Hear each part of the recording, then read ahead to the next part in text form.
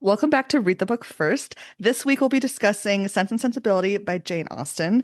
And to help me break it down is my friend of the pod, but also my cousin, which is great. Spencer's here. Hello, Spencer. Thanks for coming on. So happy to be here.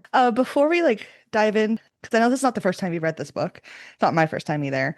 But just like background knowledge, you now are in a doctorate program, correct? Yes. In literature. But what's your emphasis on?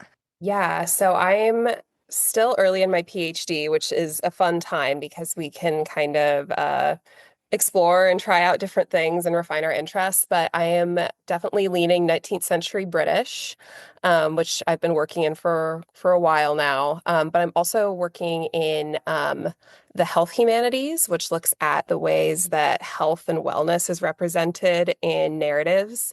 And maybe some of that will kind of bring to bear on our conversation about sense and sensibility, because there's a lot of stuff with illness and Hmm. age and things like that, not to get ahead of ourselves. Um, but yeah, that's kind of where I'm landing right now.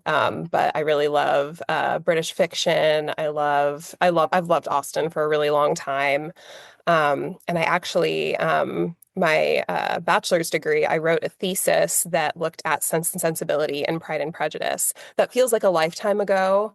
And frankly, I don't have all my arguments in my head, but it might be that something comes up as we talk. And I'll be like, oh, yeah, I wrote about that back in 2019. Yeah. Yeah. So I'm like, it's so wild because obviously I've known you for the majority of your conscious life, at least memory life. And, obviously we have a very similar interest where we are before the podcast was recorded, just to date the podcast. Today is the day Taylor Swift announced her engagement. So we were talking about that briefly. It's a Romantic. big day Yes. for us. We've been to a Taylor Swift concert before Yes. together. It was a blast. But we also both really I mean, we both have English degrees. We both specifically like this era of British literature. So Yes. this is one of the things that bonded us, at least, from my perspective, at least, as cousins. And then now, since obviously I'm a bit older than you, I try not to show my age, but I am, but now that you're you finished your undergrad, you're onto your doctorate, and you're now deep diving in this. And so it's kind of fun to I remember the first couple times you and your parents, I remember your dad telling Jody oh, we're gonna show Spencer Pride and Prejudice this weekend or whatever. This is gonna be the big weekend. I remember hearing that when I was a teenager and being oh, so excited. And now it's the other side where you definitely know more about this than I do. You know, like I just have a general British degree and I have to not British degree, English literature degree, but I didn't have to do a specific thesis on anything, which is Yeah. which is good and not good. But anyways, I'm very excited about this for many reasons. When was the first time you read Sense and Sensibility? Do you remember? So I started my Jane Austen phase in, I want to say mid high school. I started really kind of with a strange choice. I think the first one I read was Mansfield Park, which is kind of a deep cut. That And is a really strange choice. I know, I I've don't read it know. once. Yeah, it's an odd one. I read it for a class a couple years ago, and I feel like that I appreciated a lot more that read through. But it was enough the first read through to get me hooked and keep me reading. And I think I probably read Sense and Sensibility maybe in my sophomore or junior year of high school. It Hmm. was probably summer reading, my sad girl summer, my Marianne Dashwood, full of angst, teenage summer year days. Yeah, how about you? I definitely watched the movie before I read the book, which goes against the whole idea of this podcast. Oops. Because I remember Jody showed me one summer we did all of the Jane Austen adaptation movies. We watched all of them. It Yeah. was a big thing. I probably I read Pride and Prejudice first, then I read Emma, then I read this. So I probably read this when I was 14 or 15. Mm. I don't remember much of the actual reading that first time. The second time I read this, I listened to it on audiobook, specifically CDs from the Ketchikan Public Library. And I remember right before one of the declarations of information in this book, there's a big scratch in the CD. And so I had to go home that day on YouTube and look up chapter whatever on YouTube to find that one chapter that it scratched Oh so I my could get the gosh. information. Yeah, it was Yeah. frustrating. I think I was doing my student teaching. So that probably was 2017. Hmm. And then I reread it a month ago. And so it's definitely interesting, seeing the first time I read this, barely remember the Hmm. reading. The second time, I have obviously that frustrating memory with the reading, but enjoying it more. And this, I think, was Hmm. the first time I've actually like deeply read this one. Of Austen's works, I've read Pride and Prejudice the most No because surprise there. I'm a basic bitch, I know who I am, and that's okay. And I've read Emma a bunch, and then Northanger Abbey, I think is my third one I've read a lot. And I've read parts of Persuasion a lot because I love that letter in Persuasion. Oh yeah. So That good. letter, top notch. But so I think between this and Mansfield Park are my least read. Yeah. So it's just, but yeah, I don't know. I think I have a stronger emotional connection to the movie because I've watched that way more times than reading. But obviously, we'll talk about the movie next time. This whole book follows the Dashwood sisters. We have Eleanor and we have Marianne, and they are close sisters, but they're also the opposite as far Hmm. as their temperaments. It's the Hmm. title Sense and Sensibility. They are each one. One is Yes. factual. Eleanor is like factual, more reserved, polite, following the polite society rules, and Marianne is bright and outspoken and emotional, hard on the sleeve, for the good and the bad. Yeah. Um, and I think I always tell people that if they have a sister that they need to read this. And I think we both have siblings, but we don't both have sisters. And I Hmm. think it's interesting to read this from someone from a sibling perspective, but also from a someone who doesn't have a sister perspective, because I'm like, Yeah. this is a lot. Yeah. Hmm. I feel like over my readings of this novel, I've related kind of by turns to Eleanor and Marianne. Hmm. I think I was more of a Marianne in high school when I first read it, but I wanted to be an Eleanor because I really admired just how much she had it together and how no matter what she was dealing with, she could just bottle it up and be there for the people that she Hmm. cared about. And now looking back, I think I was, maybe had it the other way around. Hmm. Yeah, it's definitely interesting, right? Because I would argue from the first half of the book, it's written as if to like put us on Eleanor's side of this argument between being reserved or outspoken, at least Mhm. emotionally, right? And Marianne is, which makes sense from the time. Like she's always seen as like silly and just like how dare she play music loudly or want to marry for love, like, these things Mhm. that were so scandalous. Rereading it this time, I really felt like we were supposed to be like, boo, Marianne, keep it together. And then, there's then the big switch.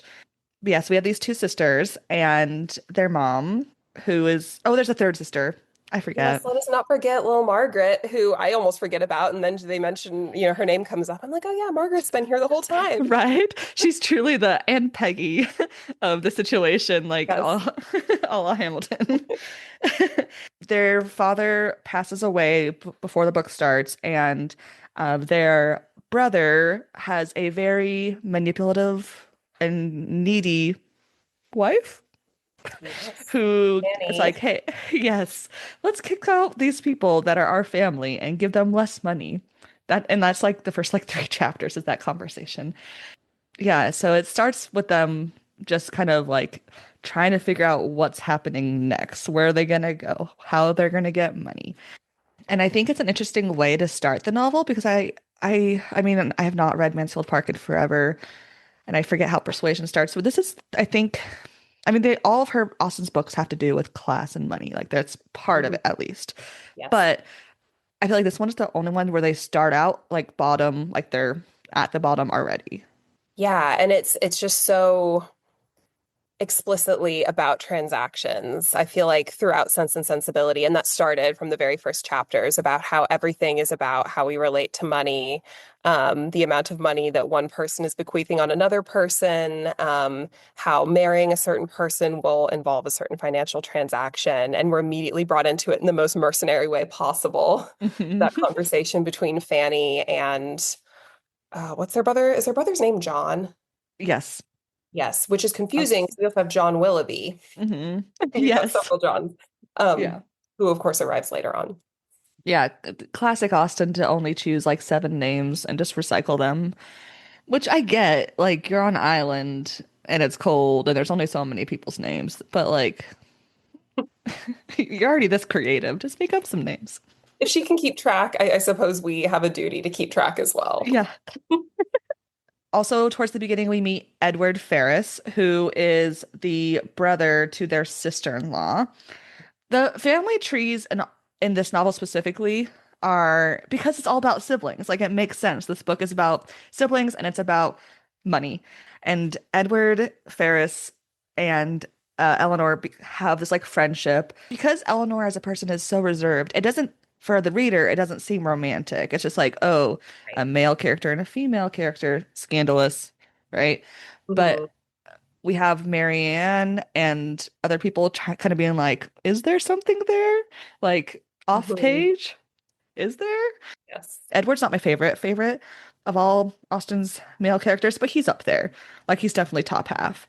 It's hard because, again, I've seen the movie so many times. I have to be like, we're not talking about Hugh Grant. That's for next episode. I We're cannot ta- not picture Hugh Grant though. I'm there yes, with you. yeah. So I'm like, he's not charismatic as Hugh Grant, at least not at the beginning. They have like this relationship, and Fanny hates that they have like any sort of chemistry.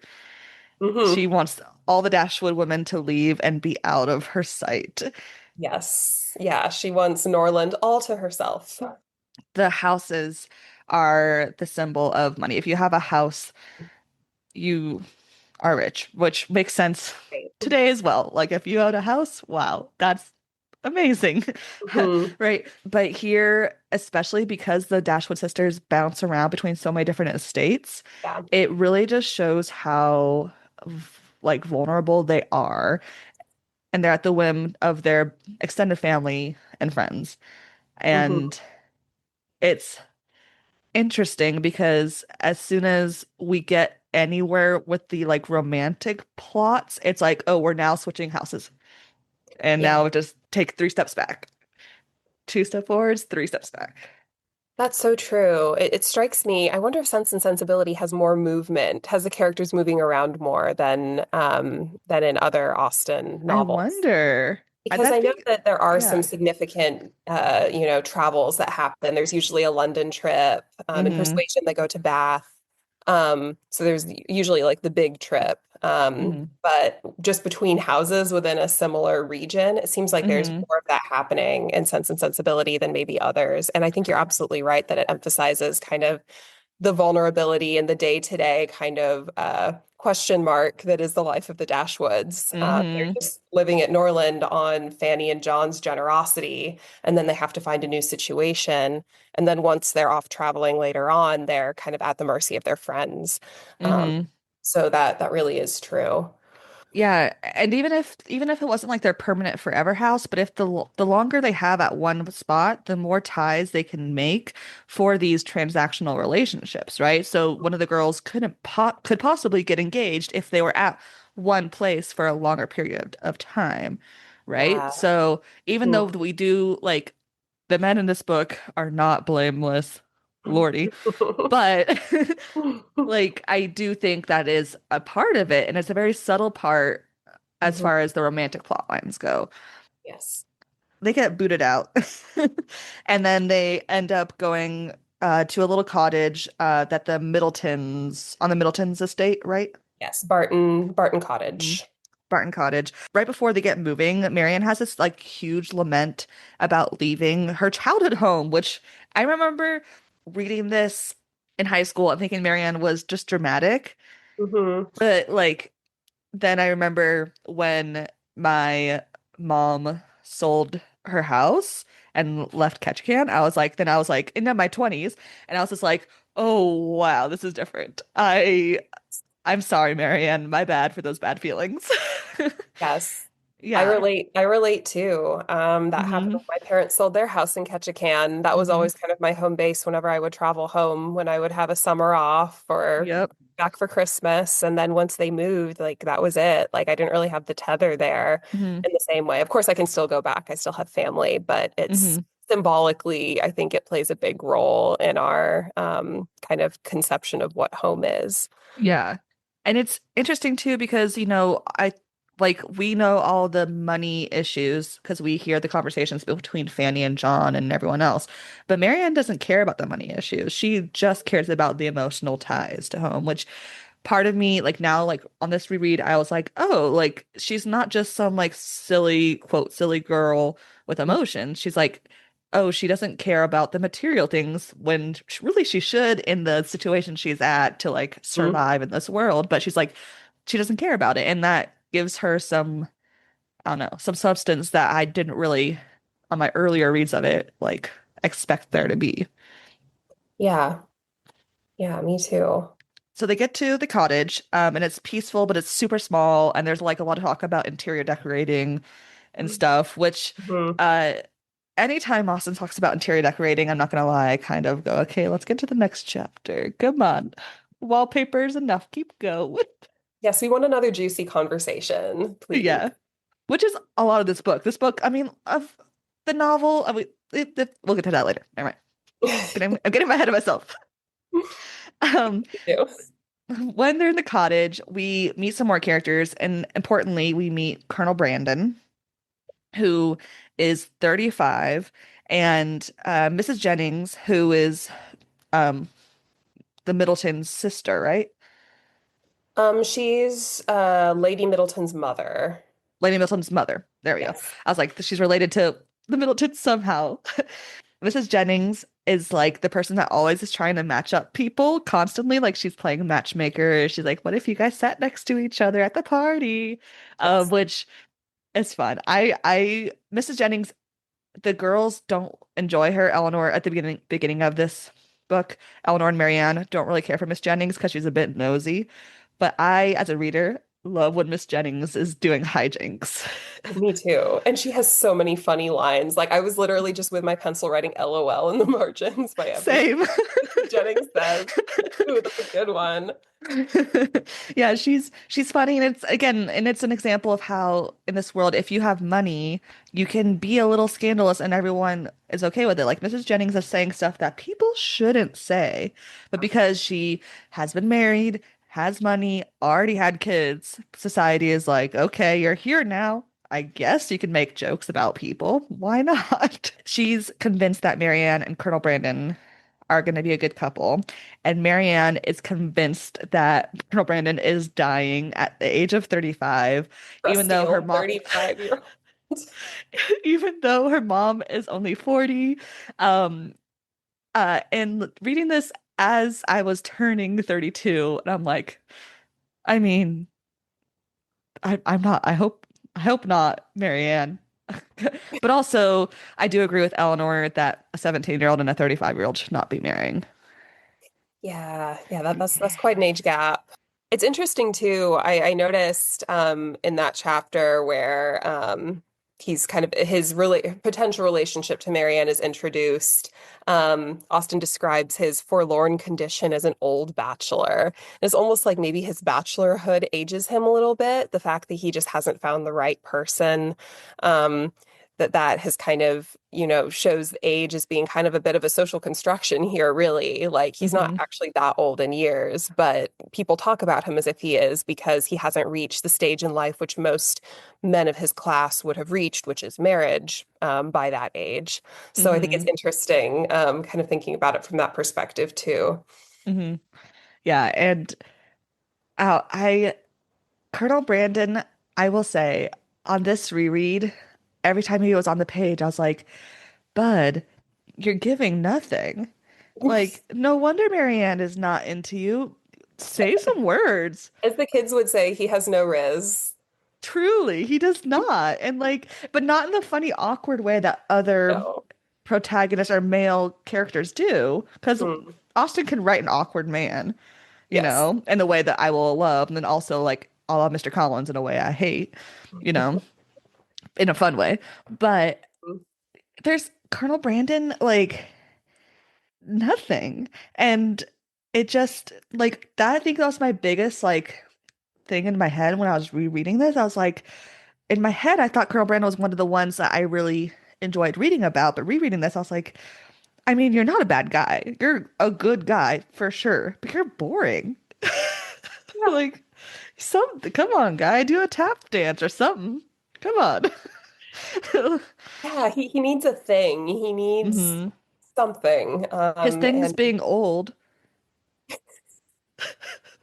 being old and having mysterious connections, I guess. Yeah. He's someone to gossip about. But then he's not in the room for that, so it's not the same hmm thing. Yeah, exactly. It just, Colonel Brandon, I'm still trying to figure out him, and not Yeah. the fun way. Um, they get settled in the cottage, and we get really beautiful descriptions of the scenery here. And I like when Marianne is talking about how she likes to walk and stuff. I'm like, okay, Marianne, I get you. Like each chapter, Marianne does her thing. I am like more and more on her side of Mm. like if I had to pick between the sisters, which when growing up, I would say the first two times I was definitely more of like on the Eleanor side. Whether or not I was an Eleanor or Marianne, that is debatable, depending on which parent you ask. But like, but I definitely was like, you should be like Eleanor. Everyone should be like Eleanor. This makes sense. But now reading this, I was like, there's wishy-washy here. But reading this 10 years after the last time I read it, my a lot of world experience since then, in my old age, according to Marianne of 32. Um, this when Marianne, I love this scene because it's classic Austen, is when Marianne goes out on a rainy walk because she loves a heroine who doesn't mind the rain, and us forest girlies are like, yes, we understand, go out in the rain. You Hmm. know, she goes out with the sister, Margaret is there too. Don't forget Margaret. Um, Trailing but behind. poor Margaret. Um, but Marianne falls and twists her ankle, and she gets rescued by a man and his who's out hunting with his dog, and he rescues her and brings her home, and this ends up being Willoughby. Yes. I love this too because Marianne doesn't see him this whole time because she's Mm. either fainted or closed her eyes because of pain, whatever. She swooned in the classic Yeah. style. Yes, of course. Um, and everyone is charmed by Willoughby as he brings her and is like a gentleman and is rescuing her. And even Mr. Middleton is enjoying him. And Marianne is smitten, but she's not even seen his face at this point. And it's just like how like romantically inclined Marianne's brain is. It's like she dreamed about someone being her hero, and here she Hmm. had an experience. So of course she's gonna like this guy. The scene is set. It would have echoed all of the romantic poets that she loves, hmm any novels she would have read, with the kind of rugged landscape and a daring rescue. Those are all tropes she would know well. And I'm sure finding hmm herself part of one of them would just, like you said, would just, make her utterly infatuated without even Yeah. seeing him. Yeah. And I love that. And like it seems silly. Like she doesn't even see what he looks like. They didn't have a conversation. But also, if I was 17 in this weird situation, I'm not gonna lie, I also would be like seeing stars, you know? Mhm. Like, yeah, yeah, that checks out for a 17-year-old. She's And literally 17. yeah, yeah. Um, but Willoughby comes and calls on the Dashwoods to like check in on them and comes over quite often. And they start getting closer. They both love music. They both like being loud and kind of boisterous, and they like making fun of other people, specifically Mm.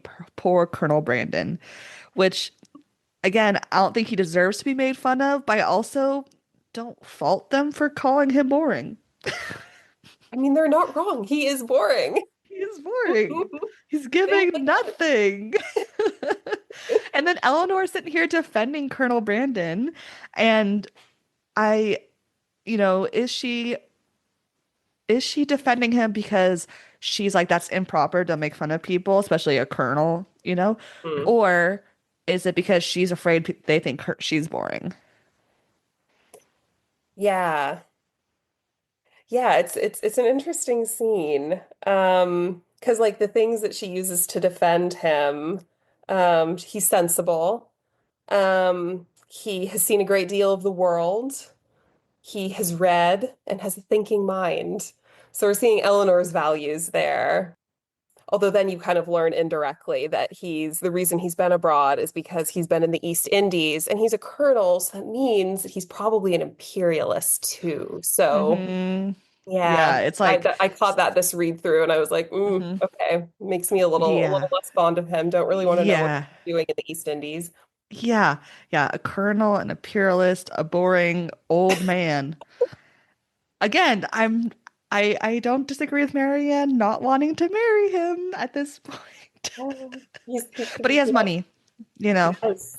Yeah, he's got a great estate and he's got a good Yeah. reputation. So Yeah.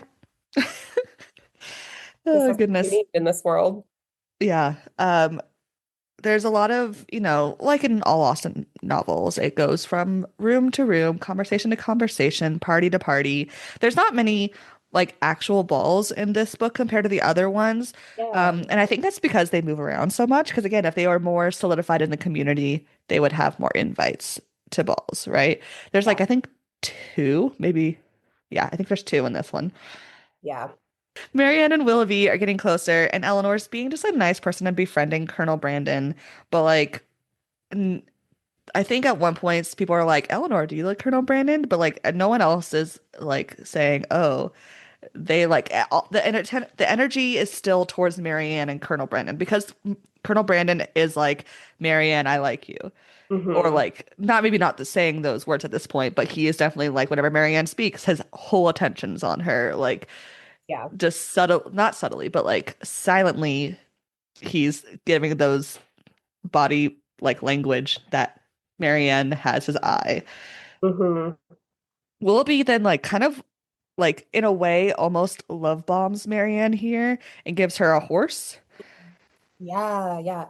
Yeah, a horse, and they have nowhere to put the horse or money because again, they are poor. They have no like act like this cottage is small. It's really only gonna fit their mom and their little sister Hmm. really comfortably at this, in the societal world of this point. Uh, and he gives her a horse. Yeah. It's interesting. I'm realizing horses, like she would have definitely been riding side saddle. Like it would not be proper for her to ride astride.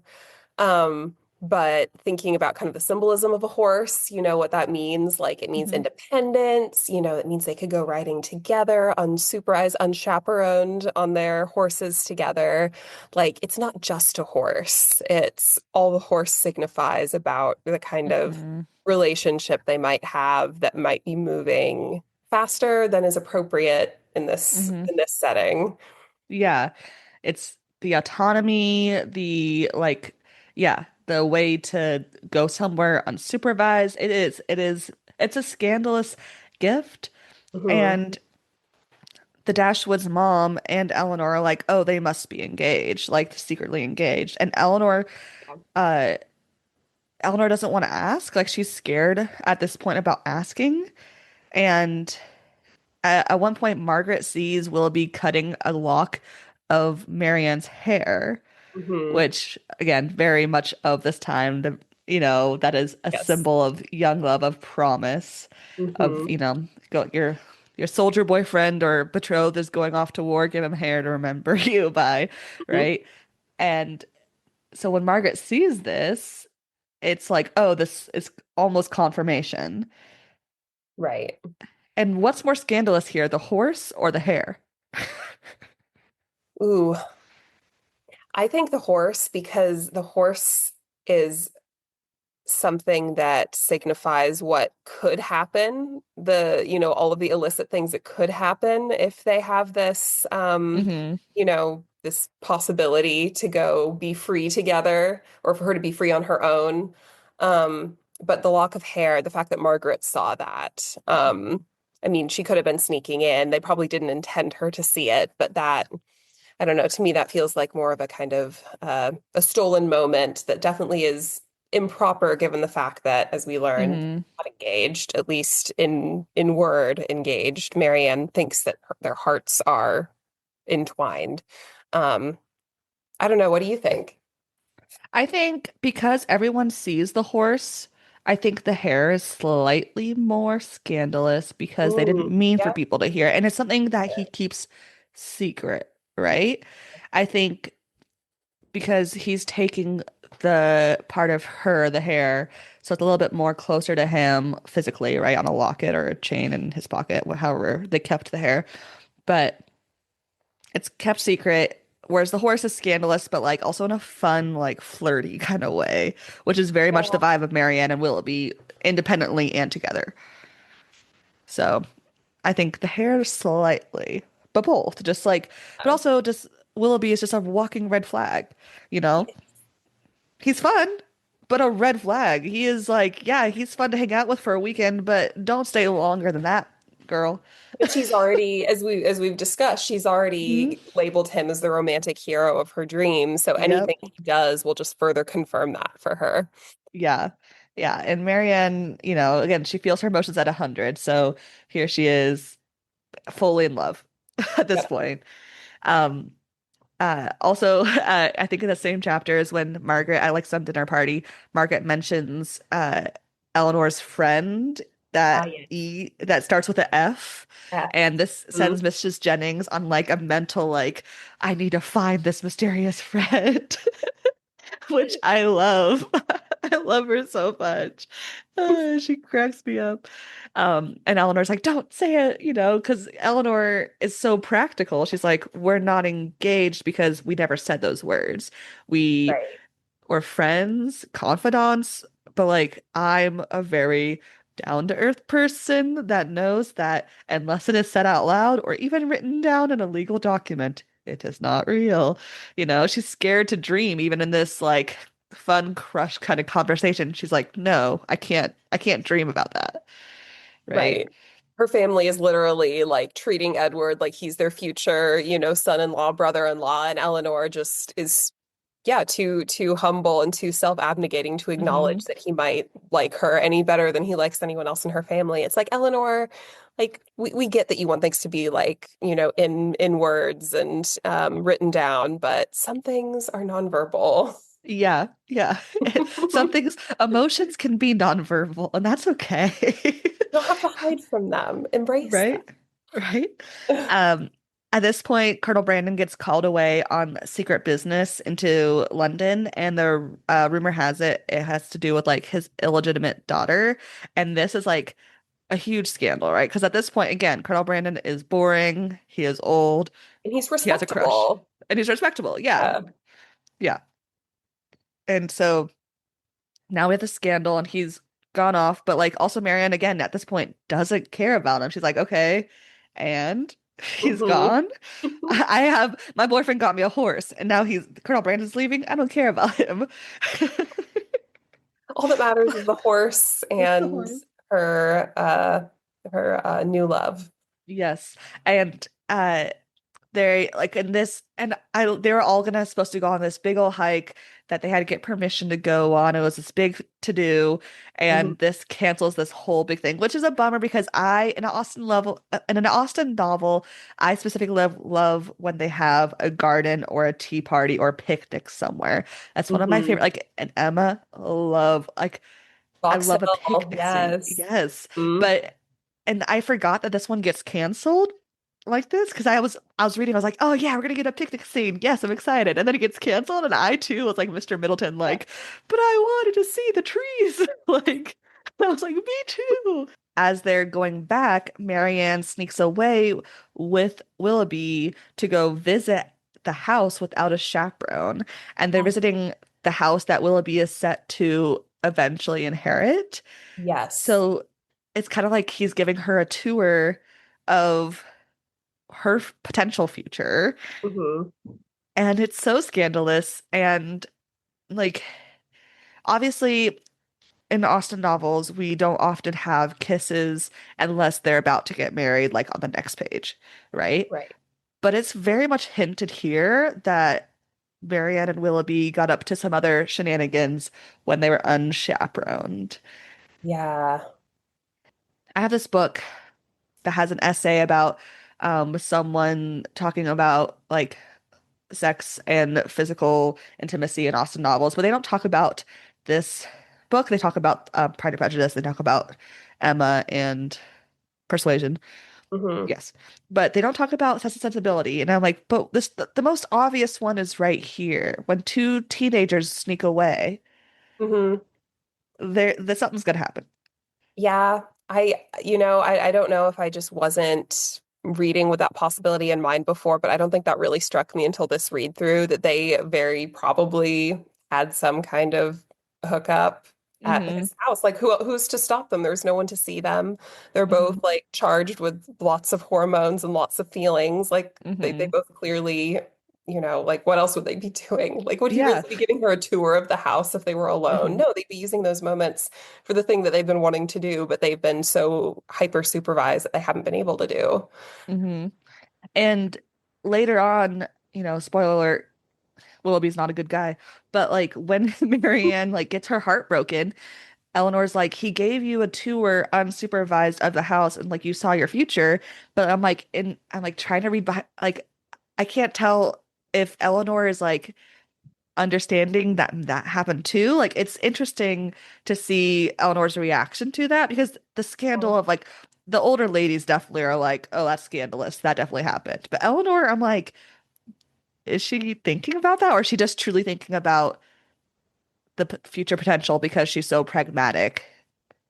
Yeah, it's I don't always know. hard to tell in these novels how much the characters would know or not know Mm, in terms of worldliness, right? Like they all seem hmm. to understand the concept of having an illegitimate, child, like Colonel Brandon's. Hmm. They hint that he had I think they call it a love child. Yeah. So they're clearly aware that things are going on, but like what their actual kind of attitudes, or less attitudes and more just kind of awareness, I guess, of sex that happens Hmm. is hard to, really Yeah. kind of determine.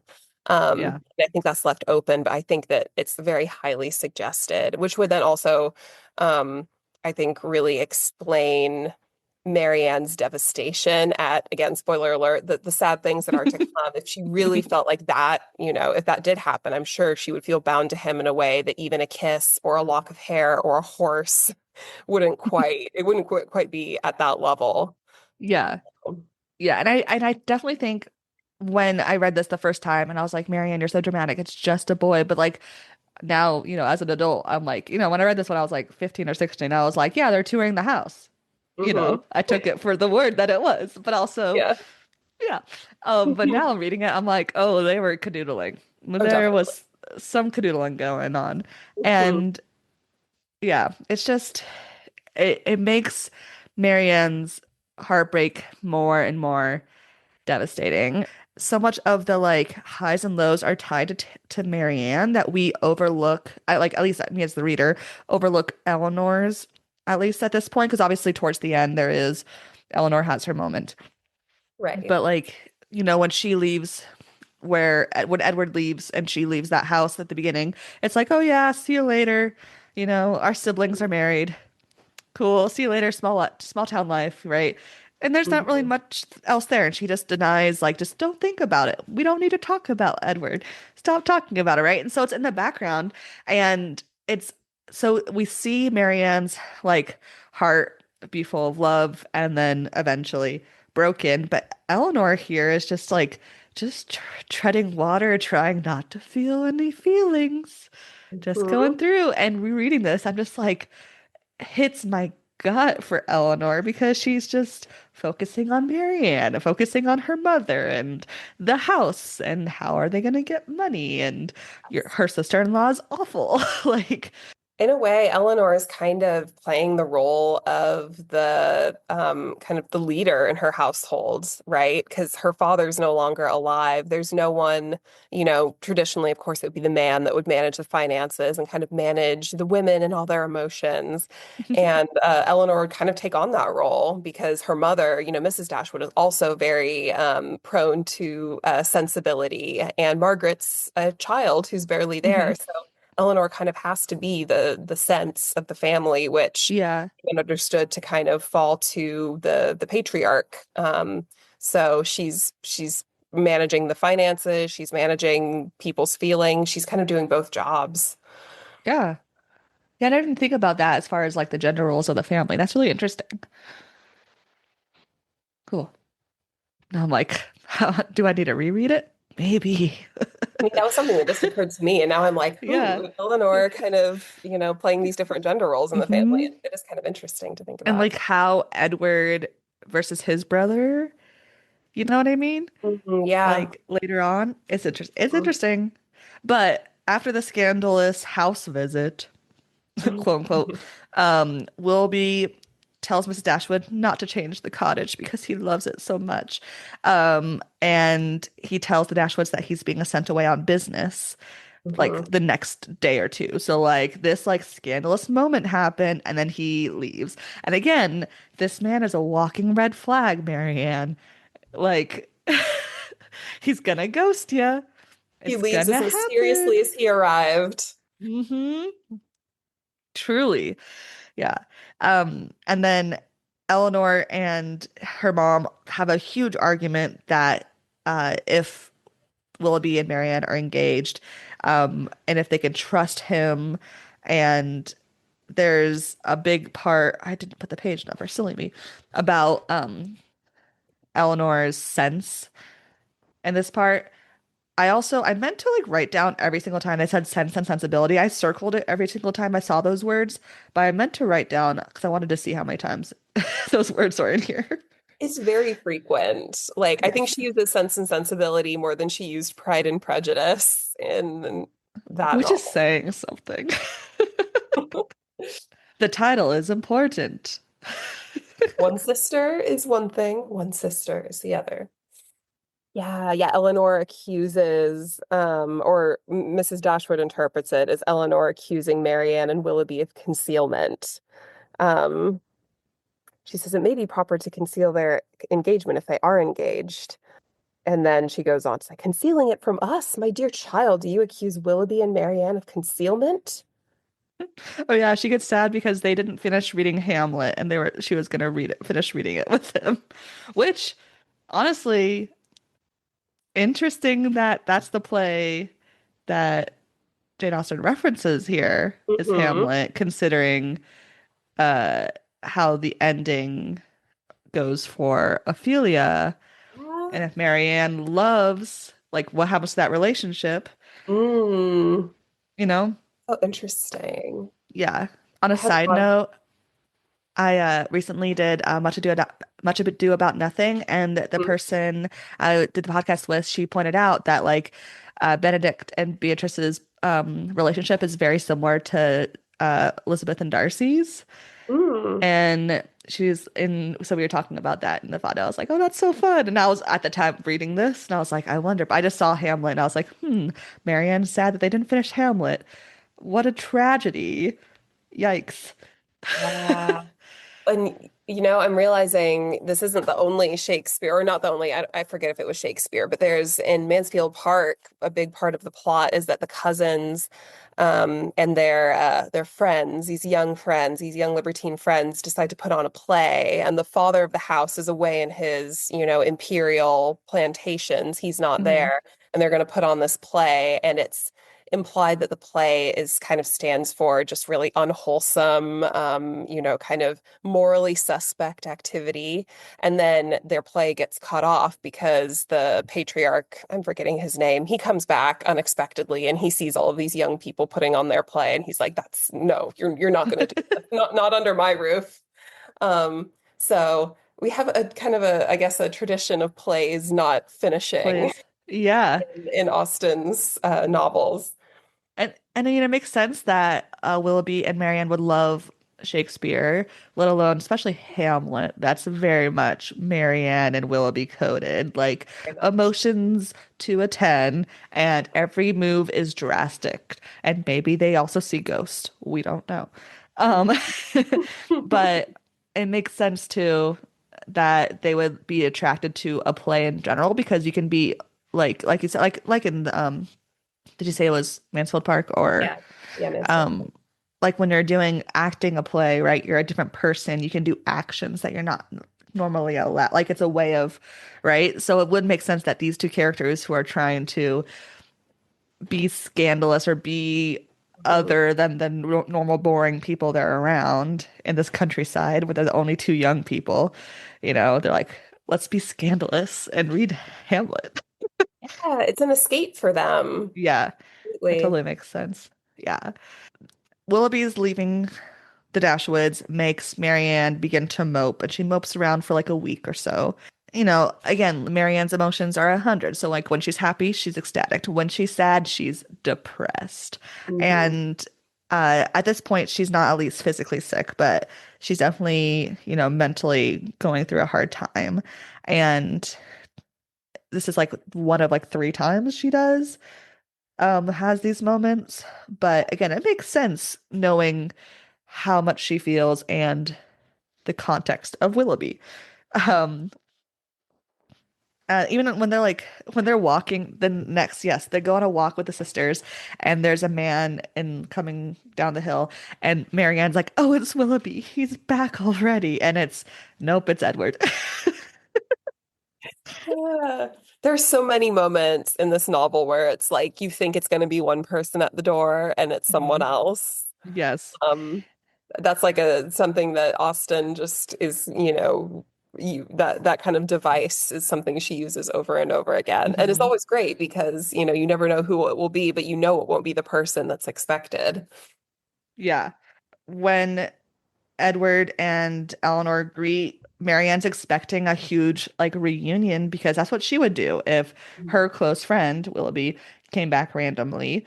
But she's Mhm. like, it was so tepid and so cold, which, you know, one makes sense of Marianne's reaction, but also makes sense of what Eleanor wants. But um, there's a line here that I said on this page, great leaf quote. So I'm gonna look what that leaf quote is. Uh, and I even wrote a sticky note that says lol on it. I have Um, so many LOLs in my margins. right. Oh yeah, because they're talking about Norland because he has just come back from Norland, and so Marianne's missing Norland, and she goes, "Dear, dear Norland, probably looks much as it does this time of year. The woods and walks thickly covered with dead leaves." Like she's just so sad about everything, and her home is sad too because she's Mm. sad about that. Like she talks about how she likes to like, I formerly seen them fall. How have I delighted as I walked to see them driven in showers and me in the by the wind. What feelings they have they this season? The air all together inspired. Now there is no one to regard them. They are only seen as a nuisance, swept hastily off, driven as much as possible in the sight. And and then Eleanor's like, it is not everyone who has your passion for dead leaves. Just like no one About cares her about the dead moment. leaves. And she's like, no, not everyone cares about dead leaves. But I just it's just fun. I just Eleanor's not a romantic. She's just not. She doesn't get the True. beauty and the, natural, changes and decay of the earth. Hmm. When Edward is visiting him, Marianne and Eleanor have a lot of discussions about money and happiness. And Edward and Marianne kind of have like this back and forth here that I really find it's like in chapter 17, I believe, that I find really interesting. Because Marianne, like Eleanor is like trying to understand kind of like both sides, or at least look like she's understanding both sides, whether or Hmm. not she actually agrees. Whereas Marianne is very much like, I don't agree with that, and here's why, Hmm. And I really like this moment between Edward and Marianne. What have wealth or grandeur to do with happiness, says Marianne.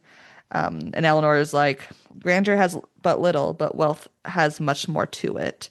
And then Marianne kind of shames her about caring about money, which, Eleanor's like, we don't have money. I care about it, which is like, what we were talking about. This is the part where she's like really stepping into that financial accounting position for the household.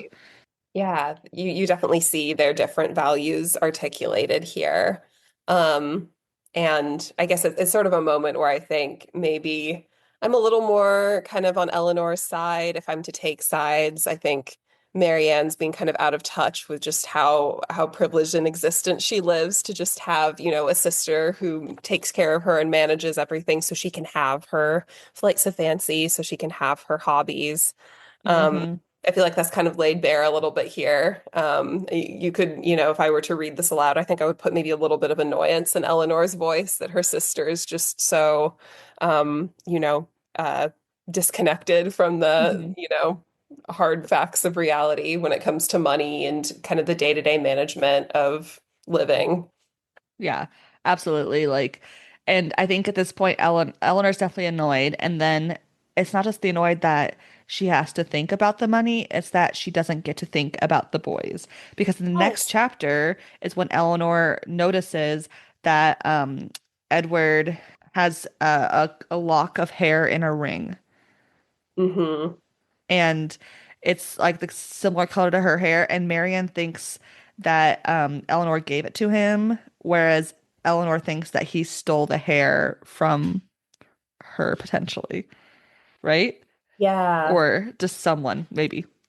I can't remember if I Yeah, got that because right. it's a different color, right? Hmm. Like it doesn't Hmm. look like Marianne's hair and Yeah. Eleanor, but or not like her hair rather. Hmm. Yeah, that's an odd moment.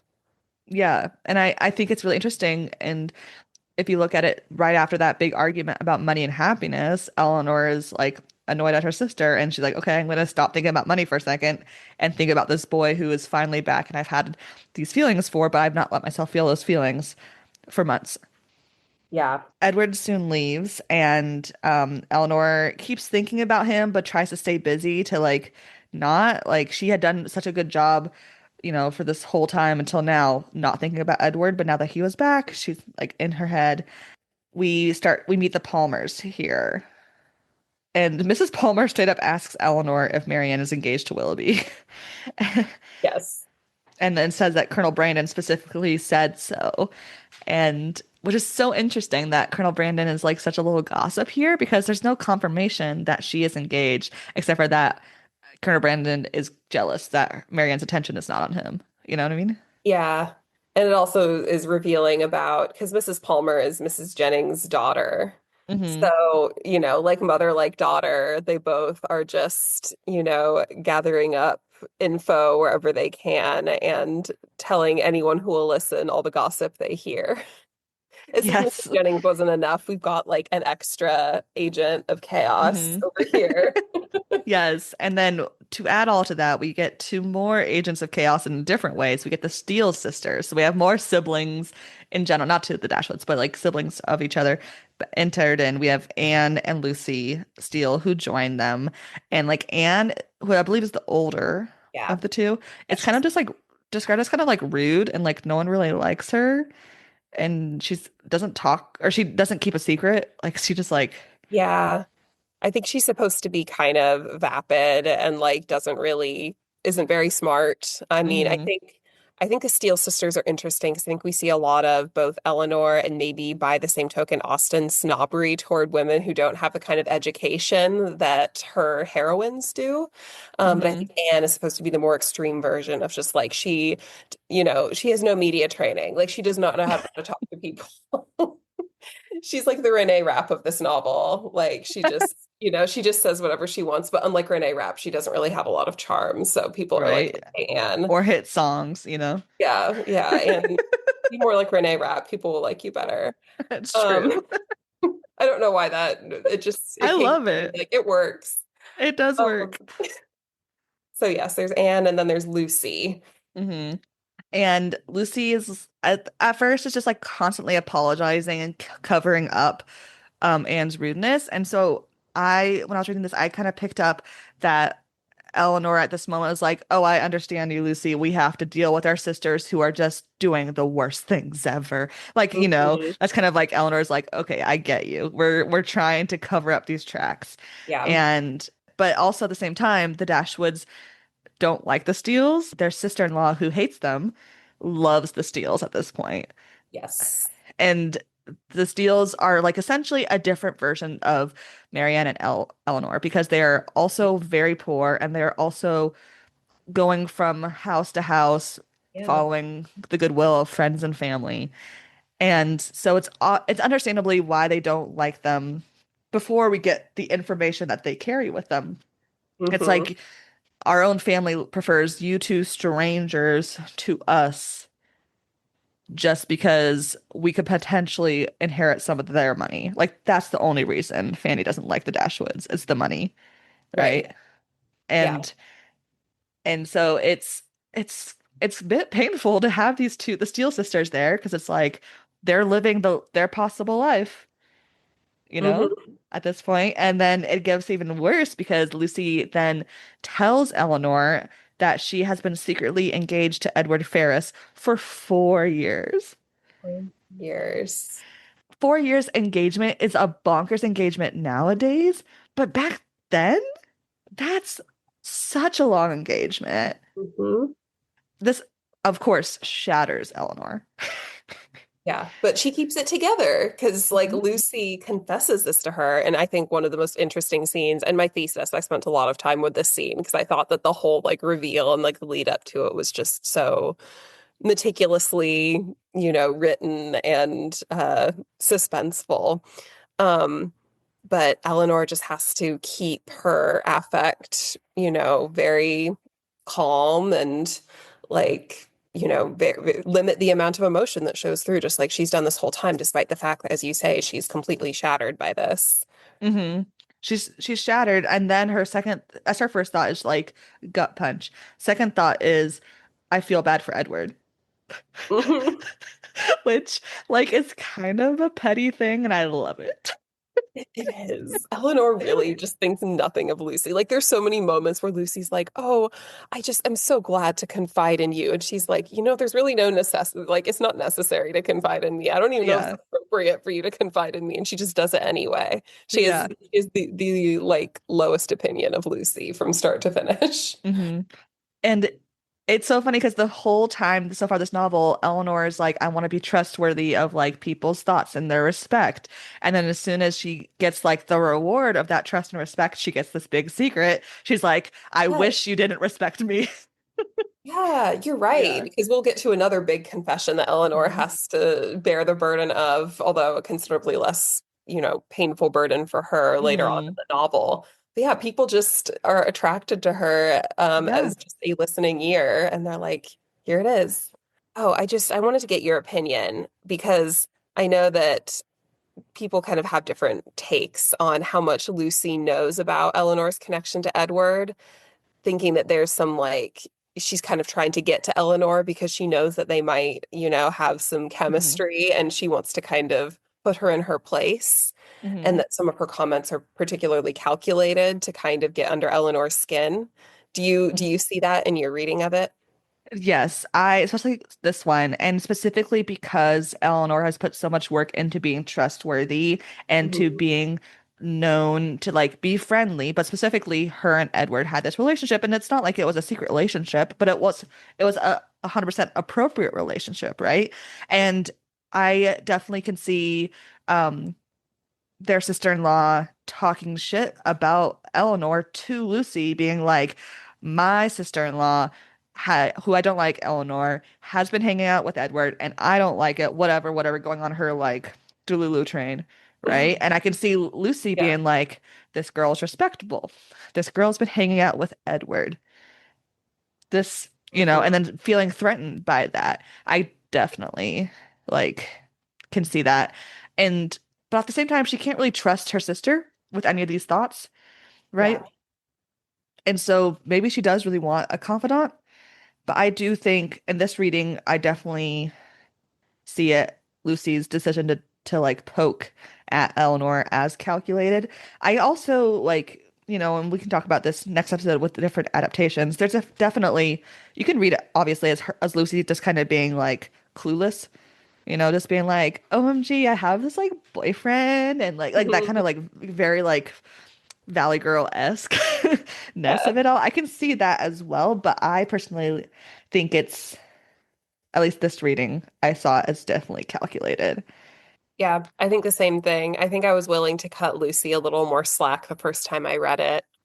I think that there could be a genuine desire to have, and this is something I thought about in my thesis, the way that, women living in this sector of society really needed an outlet for their feelings. They needed a confidant, and they would pursue tete-a-tetes, these Mhm. conversations with other women to kind of have that catharsis.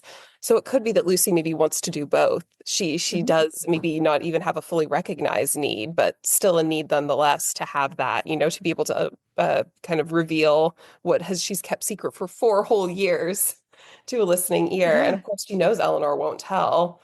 Hmm. Um, so she can feel secure in that, unlike, if she were to tell Anne. But she can also kind of have that ulterior motive to, kind of uh, you know, feel Eleanor out, see what she's like, and kind of put her in her place, Yeah. ultimately. Yeah. And Eleanor tries her darndest to just avoid her and to not give advice and to like kind of move on. And Yeah. there's only so many people in these dinner parties. Like Mm. you gotta talk to someone, unless you're Marianne kind of being rude, leaving to go to bed early, which Marianne can get away with because her emotions change how she acts. Whereas Eleanor couldn't be able to do that because she's been so calm and cool and collected this whole time, you know? Yes. Yeah. Um, the Dashwood sisters get invited by Mrs. Jennings to go to London, and that's like the next section of the book takes place in London. Marianne's going because she wants to go see Willoughby. Like she's like, I'm gonna go and we're gonna be back together. Eleanor is just going so she can like kind of get away from Lucy and like, forget about Edward and just kind of like calm down and help her sister out, just kind of like a vacation. And when they Mhm. get there, someone's at the door, and of course, Marianne thinks it's going to be Willoughby, but it's Colonel Brandon. And Yet Marianne, another scene with the wrong person arriving. yes, and Marianne mopes, of course. Did she just like leave the room? Like she sees that it's him and like wordlessly leaves. Yeah. Which, like, honestly, Marianne, like, she has her faults, but she is a bit iconic. That Like, was so real of her. Just like, this is yeah, not who I want to see. I need to go have a moment. she is precious with her time and her energy, Yes. though she could use better guidance with the boys, but I get it. Yeah, and compare that to Eleanor. Eleanor, she gives up her time and energy to literally everyone, and that's why she's so exhausted. Marianne is much more Hmm. selective. Maybe Eleanor has something to learn from Marianne Yes, with that. definitely. Yeah. So they're in London, and it's a lot of Mrs. Jennings taking them to this person's house and that person's house back and forth. But one day when they're coming back, there's a letter from Willoughby, and he says he'll come by, but he doesn't. Mhm. And that's like the first little rip of Marianne's heart, right? Yeah. Is that he doesn't follow through. Okay. And then they go to a ball and they run into Willoughby, but he is talking to a different girl and he Mhm. ignores them for as long as possible. Yep. And then it's just like more of the heart is getting ripped. And again, Colonel Brandon's like, Eleanor, is your sister engaged to that man? Mm. And Eleanor's like, I don't know, dude. And he says, well, everyone says he is. What's the truth? Like the way Willoughby treats them is so, oh, hello, acquaintance who I've met you twice. That's like the vibe he gives them. And it just throws Marianne to become distraught, Yeah. which again makes sense if they had this like personal time together away from people. Obviously, they had more intimacy than what was on the public's knowledge. Right. Of course, she's going to have this huge heartbreak at this point. Yeah. This is such a gutting scene. Every time I read it, I'm like, oh, I cannot, I know Mhm. he's a villain, but I'm always like anew, just flabbergasted. And it's not just that he's a villain, it's that he's so dumb in the way he is a villain. He is Hmm. just a boy, you know? Like all the things he does wrong are not okay. They're not understandable. Like, why would you do that? But it's like, oh, it's because his prefrontal cortex is not fully formed. That's why. He's not malicious on purpose, but he is malicious acts. Like, you know what I mean? So it makes he goes from being like the hero to being, oh, is he a villain? Oh no, he's just a dumb boy. Yeah. But Willoughby writes the letters, and these letters are harsh. They are. It's like if They're you didn't rip her heart out enough by ignoring her at the ball, and now you're writing her basically a letter that just, says, if I've given the impression that I felt anything for you other than friendship and Mhm. respect, I am deeply, deeply sorry. Mhm. Right? Like that's basically the paraphrase. Yeah. It's It's kind of like, yeah, empty. you're crazy for thinking this. This Hmm. wasn't true. Like, and it's just so heartbreaking. And and then Marianne's reaction is like, "Oh, it's society and that girl's fault. It's not Willoughby's. Willoughby would not do that." We finally get the proof. Like Marianne tells Eleanor that they were never engaged. Yes. Those words were never said, and it's so heart-wrenching and heartbreaking. Do we get the locket and the hair back at this point too? Yes, The I obey your commands of returning the letters which I have been honored from you, and the lock of hair which you so obligingly bestowed on me. Proof, like how can you categorically deny anything beyond friendship? And then you're like, oh yeah, here are the love tokens. hmm Yeah. What about the horse? Yeah, what Did happened? the horse mean nothing?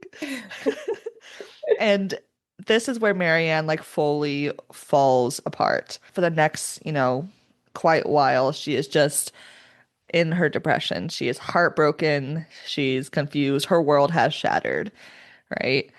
Yeah. And it's just horribly heartbreaking. But Colonel Brandon is around, and he isn't like there's a line where he isn't instantly happy about this because this is where we start to see how much Colonel Brandon actually cares for Marianne because before it's like, oh yeah, he has like this weird crush on her because I guess she's pretty, I guess, you Hmm. know. But here he's like, oh, I hurt because she hurts. It's kind of like what Eleanor sees. And then Colonel Brandon tells Eleanor about why he went on that emergency trip and all about Eliza, which if Jane Austen loves anything, of course she loves putting a little secret story inside her story that relates to the Hmm. bigger story. She loves to do that, right? Because we have Eliza, who was Colonel Brandon's childhood love, but Eliza ended up being betrothed to his brother, and his brother was a horrible guy to Eliza, and they ended up getting divorced, which honestly, a little bit surprising at this point. Yeah, that would have had to Divorce. be on some really serious grounds. Yeah, right? At this point, like real abusive stuff. Yeah. Um, and so when he returned, I believe he was, off in India or doing something with his imperialist self. Mhm. Um, he came back to find Eliza and found her in a debtor's house, dying of tuberculosis. Everything is tuberculosis. Shout out John Green. Um, and she has a baby, or is about to give birth, or is pregnant, maybe. Yeah. And that ends up being Eliza Jr. Well, not Jr., but just to keep Mhm. track, because again, Jane Austen's like, what if they had the same name? He ends up becoming the guardian of Eliza Jr. and Eliza grows up and ends up having a scandalous relationship and affair with Willoughby and disappears with him 8 months later, which is when Colonel Brandon was able to go find Eliza Jr.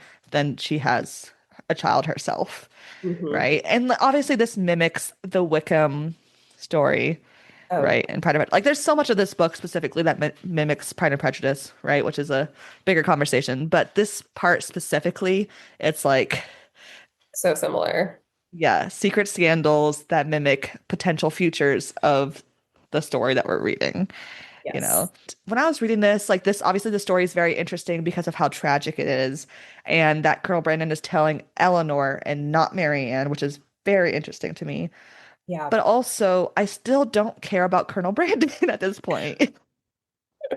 Like I'm supposed to, at this point, I'm supposed to, like, there's one other thing that he does, obviously later for Eleanor and also for Marianne that, changes, like he's a little bit better. But at this point, I'm like, okay, you're a good guy, minus the imperialism of it all. Like, you're a great guy to Eliza and her daughter, Hmm. your daughter, I guess, adopted, right? But I still don't, I don't understand why you should end up with Marianne. You know what I mean? Yeah. Not convinced. Well, and I think what's much more intriguing about this whole account isn't his heroism, but it's the drama of what has happened to all these women who have been in these horrifying situations where they are, socially ruined because of their associations, either through divorce, or, with Eliza Jr., Hmm. through having a child out of an illegitimate partnership, and that Willoughby being the source of that. So it's like all of that I feel like is much more compelling than, oh, what a great guy. Yeah. Yeah. It's exactly. It's such an interesting ideas and like another like it's kind of like Jane Austen being like, what if I drafted my next book within this book? Thoughts? Yes, I would read this book. I want to hear about Absolutely. Eliza, the Elizas. The Elizas, that's what you could call it. The Yeah, Elizas. here's the title. Um, yeah. Yeah, it is way more interesting. And obviously he's telling this to Eleanor not to be like, I'm a great guy. It's to be like, Mhm. this is why I didn't like Willoughby. This is, also, by the way, your sister looks like my long lost love, Eliza the original, which is kind of why I liked her, which is weird. And like, obviously, Yeah. it's weird. Like, again, I'm not convinced. And I will admit, if there was less of an age gap, I wouldn't have to be convinced as much. Yeah, well, and like Eliza Jr. would probably be around Marianne's age too. So the fact that he has a huge crush on like his lost love's daughter, who's kind of like his daughter, it gets It's weird. a little It's yucky. it is yucky. Yeah, I agree. Um, but as Marianne is grieving this heartbreak, Colonel Brandon is there and he's slowly comforting her, right? And this is Mhm. where we're supposed to like, now that we know this information, we're supposed to like kind of get on Colonel Brandon's side. And I still am not. But that's okay. That's just me, you know? They stay in London for a bit longer, and who shows up but the Steele sisters? Because things Miss weren't them so much. complicated enough. Lucy asks Eleanor to talk to her brother about approving an elopement between Lucy and Edward. And poor Eleanor, right? Because she's like, not only is she dealing with this secret that she hasn't told anyone, Mhm. that Edward and this girl she hates are engaged. She's also heartbroken that they're engaged because that means she can't be with Edward. And now this girl is like has the audacity to be like, "Hey, can you get your brother to give us money so we can go elope?" Like, poor Eleanor at this point. It's just, Yeah. yikes. And also, Austen telling us that these uneducated girls, these steals, they're nothing but trouble. This is what happens if, you're not rich enough to like have a really lovely upbringing and get all the training Mhm. and how to be a good person. Yeah, it is so interesting because obviously, the Dashwood sisters are not rich, and but they are educated. Right. Whereas the Steele sisters are also not rich, but they're not educated specifically. Hmm. And she does so much work in this book and other books about class stuff. But Hmm. if anyone below, no, too bad. It's just like, you're almost there, Austen. You're almost there. Unionize. It's gonna be great. You're almost there, right? It's, yeah. Workers But unite, Austen, join us. yeah, but poor Eleanor. Goodness. Their brother's in town, and he's just complaining about being poor constantly. Hmm. And I'm like, dude, read the room. Read the room. And he's also convinced that Colonel Brandon's going to marry Eleanor. I'm like, you don't know your sisters at all. Yeah. No, Yeah. John Dashwood is one of the most out of touch characters. Every scene he was in, I'm like, your take is like the worst or weirdest possible take on the situation right now. Like, you are Yeah. definitely not, you're not the brains in your marriage. Frankly, I think Fanny is the much smarter one in that connection. He's a Absolutely. mercenary, but she knows what she's doing. John Dashwood is just Hmm. like running around and like running his mouth. Yeah, absolutely. Um, we find out that Edward's mom is convinced that Edward is setting up Edward to marry, I forget her name. I think her name's Miss Morton. Yeah.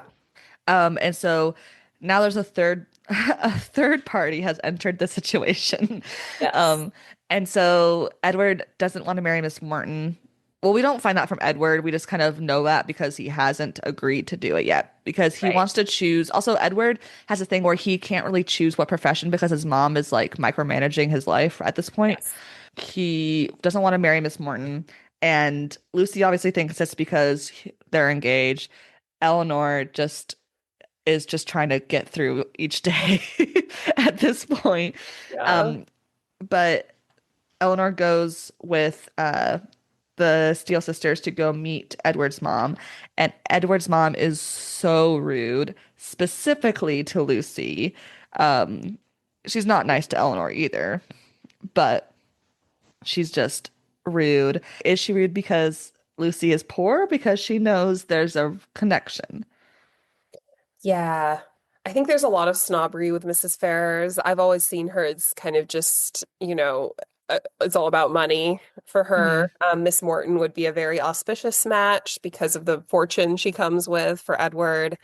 Whereas anything less than that is not good enough for her boy, right? Like, you know, Hmm.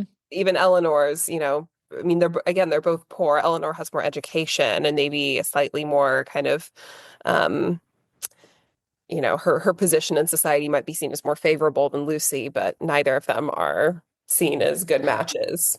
Yeah. Fanny still likes the Steele sisters more and invites them to hang out with. So instead of it, again, here we are.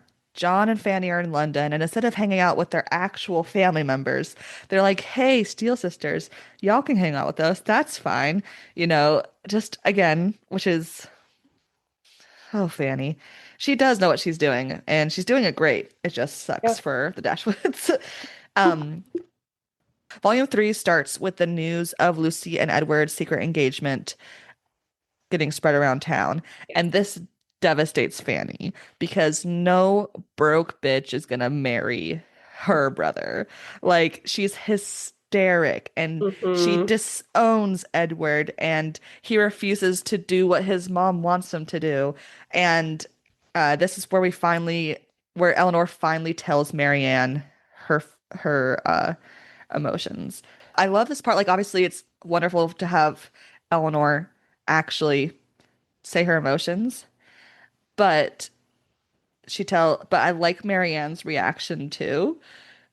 She's like, "How did I not know? Your resolution, your self-command are like to be wondered at. How could you hold yourself?" Like she's amazed that her sister could for 4 months, keep all this in and not tell anyone, Hmm. which it breaks Marianne's brain almost at this point. Yeah. Um, and I really like this conversation that they have. She talks about her promise to Lucy, and she talks about how she wished she could have undeceived Marianne and her mom, like to tell them the truth. And Marianne's like, for months, and yet you loved him. And Eleanor says, yes, but I did not love only him. And while the comfort of others was dear to me, I was glad to spare them from knowing how much I felt. Now I can think and speak of it with little emotion. I would not have you suffer on my account, for I assure you, I no longer suffer materially myself. And like, she goes on, and Hmm. it's just like in this like big declaration of love and the secrets that have been having, she's like, I kept the secret for your protection. Like, it's not just for my heart. It can't be for my heart. Like, obviously, we know it's for your heart. As someone who keeps their emotions inside until they blow up, I would know. You Hmm. know, like, yes, you're keeping your emotions in to protect your mom and your sister. No. She's just that scared and that vulnerable. And I love the conversation, the back and forth here between the two. It feels like they're being honest with each other in a way that they haven't really been at liberty to be honest with each other, particularly on Eleanor's side for most of Hmm. the novel. Yeah. There's the one point says such advances towards heroism in her sister made Eleanor feel equal to anything herself. Like she's just like in awe of Marianne's ability to be this emotional. Like she's like, you feel this all the time. How do you feel this all the time? Right? Which I read this and I was like, ooh, I should send this to my therapist.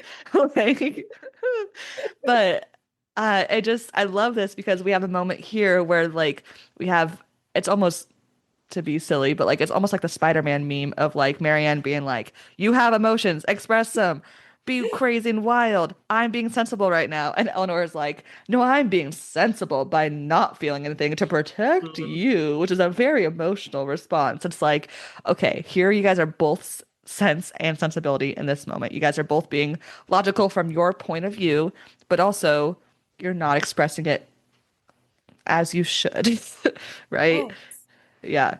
Yeah. Yeah, this whole scene, and really, I think, you were saying at the beginning of the episode about this being an interesting novel about sibling dynamics. I think these are just such human things that these characters are Hmm. undergoing. Like, yes, the context is very different than our current lives, but the different layers of miscommunication and screening our loved ones from certain things that we don't want to burden them with. Like these are all very relatable concerns, which I think is Hmm. one of the reasons why people still read this book and read Austen because, the human dynamics at the heart of them are all very familiar to us.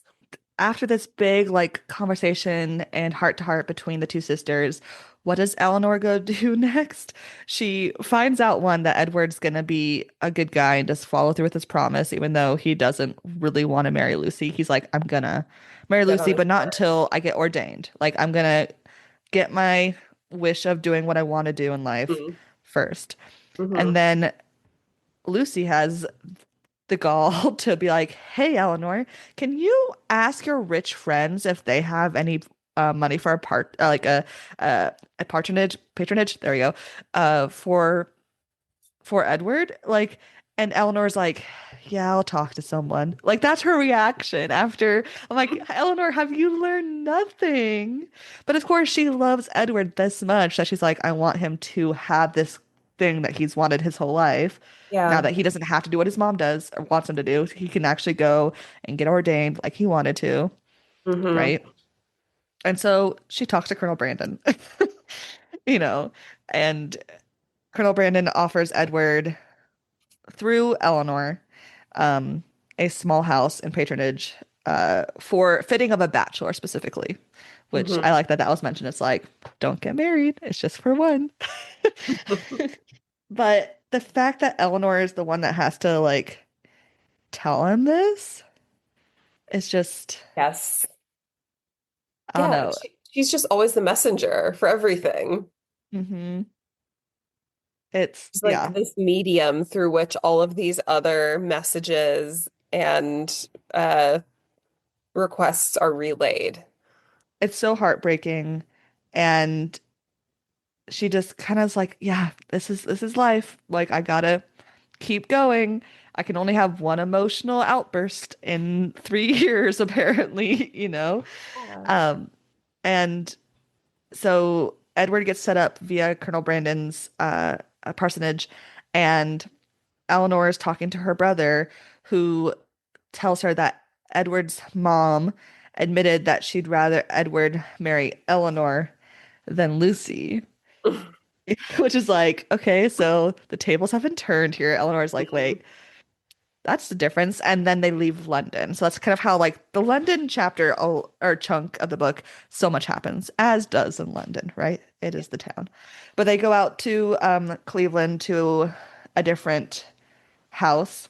Yeah, this is let's see, is this the Palmer's house? So I Mrs. believe Jennings' so. daughter and son-in-law. So they're still traveling with Mrs. Jennings and company, Hmm. still kind of Yeah. under their protection. Marianne is like so fed up and tired. She just wants to be home. She's Hmm. exhausted. I think Eleanor is too, but she can't, of Hmm. course, show how fed up she is with not being Yeah. home. with their mother and sister, but they're both ready. Yeah. And so they get to the Cleveland, and of course Marianne's like, I need to go on a walk because I'm still like depressed from this heartbreak. I'm gonna go, and like I'm back in nature. I gotta go. And she gets a Mhm. cold, and this cold is really bad, and she just keeps progressively getting sicker and Yep. sicker. And Colonel Brandon ends up going and getting their mom to bring her to help Marianne recover, and like they have to get like a doctor. Like it's a really intense bit here when she's sick. Yeah. But after her mom's there and Marianne slowly starts to recover, who shows up but Willoughby? So Willoughby actually shows up a little bit before. You're right. Yeah, Yeah. because Eleanor is like waiting. Because of course the mom, like Mrs. Dashwood, is just absolutely like you can imagine on this drive. She doesn't know if her daughter's alive or dead, and so Eleanor Hmm. wants to be there the second the carriage arrives, so she can be like, Marianne's fever broke, whatever. She's doing better, and she's ready. And then a carriage arrives, but of course it is not her. It is Willoughby for one of Yeah. the, most interesting scenes I think in the whole novel.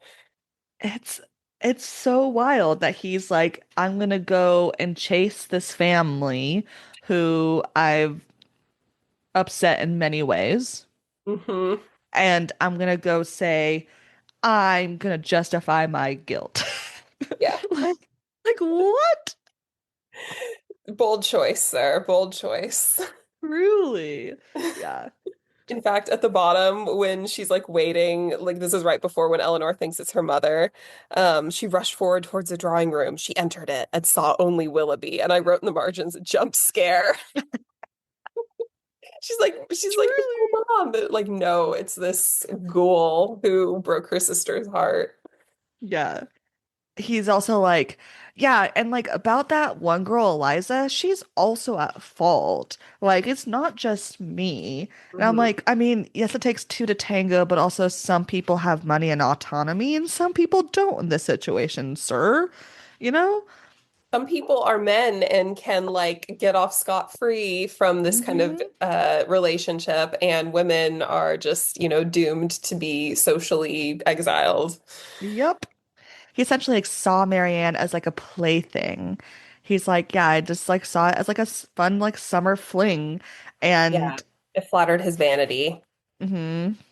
And then as soon as Marianne was not an option, he wants her, Hmm. which is like, again, he is definitely like a teenage boy. Yikes. Uh, Yep. and and we find out that his fiance found the the hair and the letters and made him return them and wrote the letter that was sent to Marianne, breaking her heart, which is Hmm. just another like, so this man, one, knocked up a different poor girl, no responsibility. Two, just messing with girls' feelings for fun. Three, was not going to officially like have a like ending the relationship conversation and just ghost Marianne. It was because his betrothed forced his hand to do that conversation. Like, was it done well done? No. But it wouldn't have happened if she hadn't found those letters and the hair. Hmm. And that's just like, boy, you are making a mistake after a mistake. Like, what? Yeah. Like, this is reality TV level drama. And he's very good, and I guess it's up to the reader to determine how sincere he is. But he does seem very sincere in having, his being sorry for breaking Marianne's heart. He certainly knows how to talk a good game. Like when he's Hmm. narrating the scene at the ball where Marianne confronts him. I ran away from you all as soon as I could, but not before I had seen Marianne's sweet face as white as death. That was the last look I ever had of her, and the last manner in which she appeared to me. It was a horrid sight. Like it's dripping with the kind of melodramatic, kind of, and he even like kind of makes fun of himself. He's like, "Oh, I'm using like the most like tired and hackneyed expressions. Marianne would take me to task for how like, Hmm. cliche I'm being right now." But like he's using all of these kind of verbal kind of flourishes. I personally think that Eleanor is much easier. I think everyone is much easier on Willoughby than I would be. Um, because she leaves this scene, she still faults him, but she also has empathy for him. And Hmm. I very much struggle to find any empathy for Willoughby. Yeah. How do you feel? I mean, I think I kind of know based on the attitude you. Yeah. I think I think before the Eliza information, I think he's just a silly boy making dumb Yeah. mistakes. But Hmm. because of the Eliza history we have now, we have the full context of Willoughby. I'm not gonna say like he's a monster or anything, but he's just a bad guy. Like he's Yeah. careless, he's selfish, and he doesn't know how to control his emotions or take responsibility. And he was never held accountable. The only time he's been held accountable is his fiance forcing him to write this breakup letter. Like, Yeah. that wasn't genuine, you know? So therefore Mm. it's not really accountability. It's just faking some more. Right. Yeah. And do you think he's taking accountability with this final Oh visit, Eleanor? no. He is putting on a show. He is an I think so too. actor. He is practicing for Yes. when he gets to be Hamlet on the stage. He he is putting on a show. And I agree. Eleanor is too uh too easy with him at this. And like she says a few lines like you made your own mistakes, like you made your own mind. Hmm. But like he's definitely not, you know, Yeah. it's yeah, he's definitely guilty. Yes. Guilty as charged.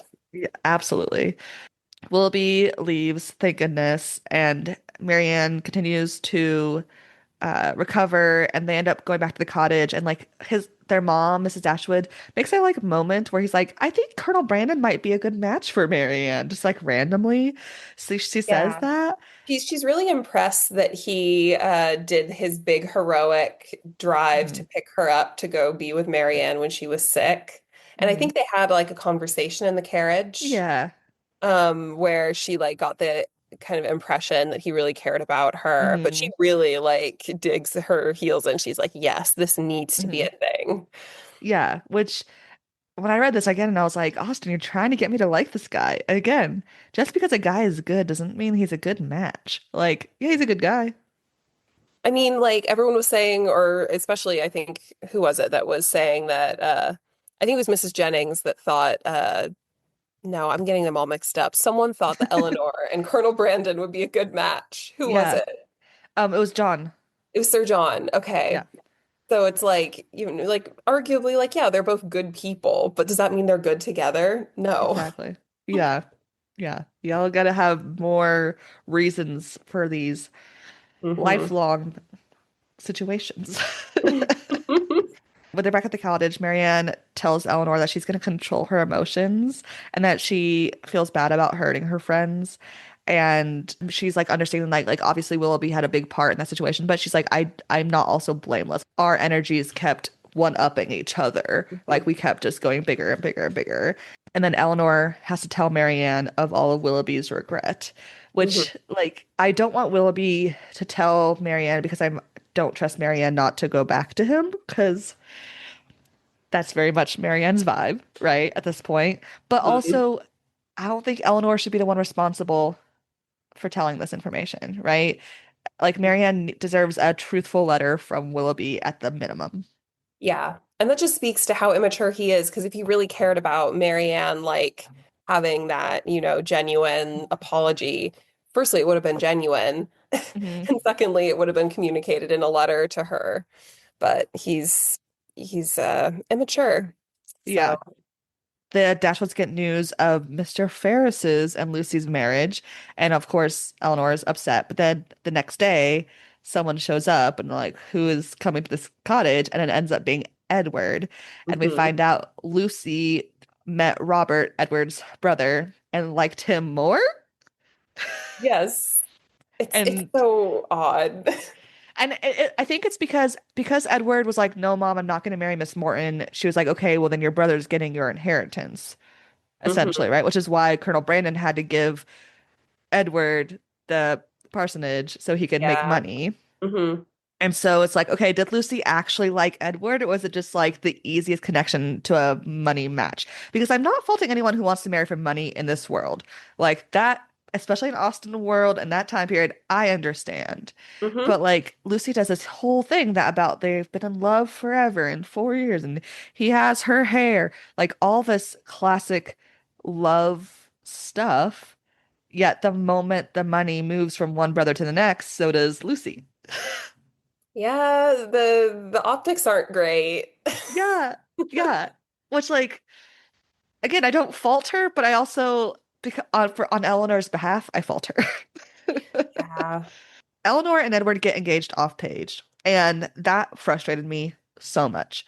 We don't get a big declaration of love really in this book. we don't. No. And I kind of understand why, because like love is not like the whole point of this. Like at this book, like other books like Pride and Prejudice, even Emma to some point are more about the actual romance of it.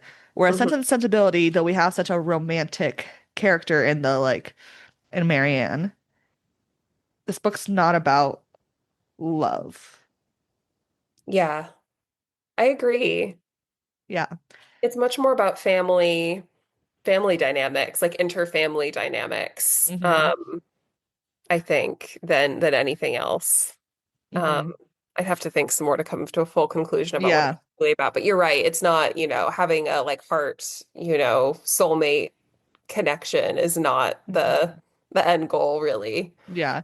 Yeah. It's just like because love is important to the girls in different ways, but it's not what the story's about, which is so interesting Yeah. because it's so different than the other of Austen's earlier works, right? The like her this one, Pride and Prejudice, Emma, are very similar versus the other ones, which are all obviously there's similarities, but like different in their own rights. Yeah. Yeah. Yeah, there's no like But big like brash love confessions here. yeah, Like it's yeah. all, I mean, there's lots of feelings on Willoughby Hmm. and Marianne's side. And you can argue whether or not that's love. I personally think it's infatuation and, hormones, combo of those two Hmm. things. Yes. Um, but not like the, really getting down on one knee and proclaiming Hmm. one's undying affection, you Yeah. know. Yeah. Which is it's just so interesting to me. Mhm. Um, but yeah, they get engaged and then Edward and Eleanor get married and Edward's mom accepts Edward back into the family and then 2 years later, Marianne and Colonel Brandon get married. But which we don't see the relationship progress. But at least Marianne's at least 19. Woohoo! Oh my gosh. This ending, I it's always bothered me and it really, really bothers me this time. I am Yes, so same. upset. Justice for Marianne. Her Yes. family corners her into this. Like what are the I wrote down, yeah, this is like the final pages. Like the whole family thinks that this needs to be a thing, and Austin describes it as a confederacy against her. That, being like basically against her, like her will to not marry Colonel Brandon. She basically breaks down because so many people are telling her, this man is good for you. This man will care for you. This man will do all these things. Austin asks, with this confederacy against her, like, what could she do? It's like, indeed, what could she do? Like, we've seen just Hmm. how powerful social forces are in this world. There's only so long that she can, kind of fend them off, right? She's not just going to have some romantic hero come in and sweep her up. That already happened and that didn't end well. So what other Hmm. option does she have? Yeah. Yeah. I agree. Justice for Marianne, especially because she's the sensibility one. She's the one that's like supposed to be like over the top emotional, and she has the whole novel. And then we get like a couple paragraphs about how unemotionally she married someone Yeah. for like more sense reasons. Whereas Eleanor, who's been sense half, the sense half the whole time, gets to marry not for money to help the family, but for love. Hmm. And like we don't know if Marianne, we can assume that she doesn't love Colonel Brandon, but we don't get to see the relationship. We just hear those two paragraphs. And that's awful. Like I agree, the ending of this book just really frustrates me. Me too. Um, yeah, before we like go in a little bit like more of like overarching things, just some like fun facts, and I think you'll probably know some of these. This was originally written in an epistolary format, which it definitely makes sense for how many. I mean, obviously letters are very important this time, but Mhm. especially with communication. Um, Right. Austen drafted this between the ages of 19 and 21. So it's one of her earlier books. The original title was going to be Eleanor and Marianne, which again makes sense because this book's not about love, it's about these two sisters. Um, this was her first novel published, and it did not have her name attached to it. It was just by a lady. Um, Right. and it didn't have her novel added to it until it was published in 1811, and then 6 years later they added her name to it. Um, people think that this was really inspired by a gossip story by Jane West. I have not read that Hmm. book, but it's similar, like the gossip styles, and then there's a few characters with West in their name. That's what some people speculate. I don't know how much um, validity that has. Hmm. Uh, Austen paid for this book's publication, so the book was made kind of like on a commission basis, but because she's a woman, she had to deal with that. But obviously she took a gamble, and it paid off well for her when she was alive, and obviously we're 200 plus years later, we're still talking about it. Sure. Yes. And then my last little thing, this one I didn't really know, which I thought was interesting. The Prince Regent bought the second printed copy of this ever printed, and Austen Loki despised him, even though eventually she did dedicate Emma to him, What? right? Interesting. But like she has like letters to her cousins of like talking crap about the Prince Regent. So it's Funny. just like interesting. But those are just some fun facts. But I don't know. I think this book is just it's so odd because it's definitely not my favorite of Austen's. Like this is the third time I've read it. But this reread, I like there's some bits that I just want to like sink my teeth into, and it's all the conflict bits are so good and juicy in this story. Hmm. But I think again, Colonel Brandon, yikes. Hard pass on Colonel Brandon. Yeah. Um, and I wonder with our viewing of the Mhm. movie, if Alan Rickman's performance will change things for us at all. Yeah, We shall see. we We'll shall tease see. that for the future. Yeah. I also I had some feelings coming up this read through that I hadn't had before, or maybe I had, but like were more kind of acute this time. One of the biggest ones being a lot more sympathetic to Marianne, and I do think some of it does have to do with age. Like I was close to her age when I first read it, and I probably was a little bit like, ew, like she's because I was so much like her, I didn't want to see how much I was like her. So I was like, oh, Mhm. she's so like dramatic and obnoxious. And now that I'm, whatever, like 10 years later since I read Mhm. it, which is kind of crazy to think, I've lived a lot of life. I feel like I look at Mhm. my younger self with more compassion and with more understanding. Also, thank you to Mhm. therapy for helping me do that. Shout We out to love our them therapists. too. It's like, I think there was some of me in her, and I'm Mhm. sure that in some way reading it then was therapeutic, even if I didn't Mhm. realize it at the time. Yeah. Um, and now it's like, oh, Marianne, like I just want to, take your hand, give you a hug and tell you that it'll be okay. Hmm. Except Yeah. sadly with the ending, it's not very okay for her. Yeah.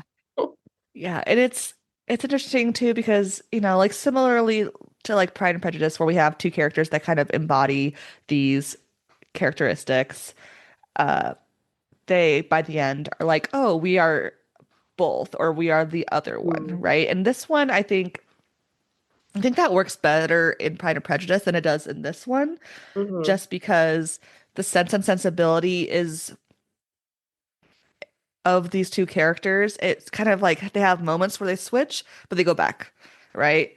Yeah. It's just like for a moment. I don't think either of them truly find balance by the end of the novel. And I think that's part of why the ending is a bummer because we get everything wrapped up with all the Willoughby of it all and a bit of the Edward and Eleanor romance plot. But like the sisters, and obviously they like get closer and understand each other better as they go, but we don't really have a solid, oh, we are both Sense and Sensibility, Yeah. right? And I think if the ending had more of a solid ending in foot with that, I'd be less disappointed in the fact that all the wedding and romance at the end is off page. Yeah.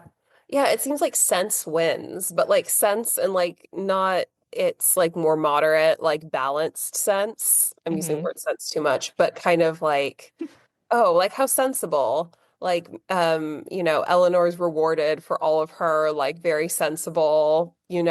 self-abnegating behaviors by finally getting the guy she wants. Like, yeah, that's great, but also like she never really had to go out on a limb and explore the sensibility part of herself. Like you said, she never really locked into that. And Marianne, she's basically kind of tamed into being, in a marriage of you know, financial Monetary, security. yeah. Yeah. Yeah, like, or one that, well, she won't be a burden to her mother because she's getting married. Because, of course, that's also a thing. Like, you don't want to just stay in the Hmm. household where you're growing up because you'll just kind of be a leech. You'll be an old Hmm. maid. You'll Hmm. be, using all your parents' resources. So she's taking one for the team, which I guess, Eleanor's been the one taking one for the team most of the novel. So I guess Yeah. that's a little burden off of her, but also it's not Hmm. it doesn't really feel like she's still able to honor the more passionate side of herself that, Yeah. is so important to her identity. I wish that Eleanor went and had a big declaration of love to Edward. Yes, that I would be think that would nice. have been in theme of the Sense and Sensibility. It also would have been in theme of her kind of doing the more patriarchal, masculine Mm, roles of the family, right? Because that's something that the men proclaim to women, right? hmm. Not often the opposite. And it also would have her her lesson of emotions are okay. Yeah. Like that would have like solidified that. And that would have been really cool and very edgy of Jane Austen. But of course, she wrote this. This is one of the earlier novels that she wrote, right? Like Hmm. it's the first one published. And I think reading this and versus, especially once you read Persuasion or Mansfield Park, like this, like it's very obvious this is early Austen. Yes. Yeah, the style is different. Yeah.